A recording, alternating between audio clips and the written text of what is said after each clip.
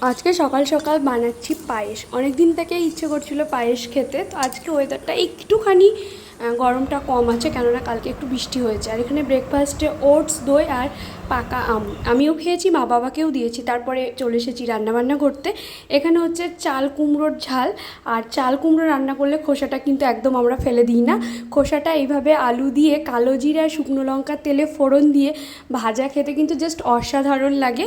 তো চাল কুমড়ো বাড়িতে হলেই কিন্তু আমি এই চাল কুমড়োর খোসা ভাজাটা খাই। তোমাদের কার কার ভালো লাগে আমাকে অবশ্যই জানিও। আর তারপরে এখানে করছিলাম ঢ্যাঁড়স পোস্ত।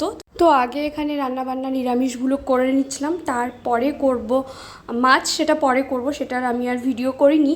আর হ্যাঁ, গুড় শুধু শীতকালে আমাদের বাড়িতে গুড় থাকে না, কিন্তু সব সময় আমাদের ফ্রিজে কিন্তু গুড় স্টকে থাকে। তো গুড় দিয়ে পায়েসটা বানাবো। আর বলো তো এখানে কি হচ্ছে, দেখতে কি সুন্দর লাগছে। তো গুড়টা জল দিয়ে আমি এখানে ফুটিয়ে নিচ্ছিলাম।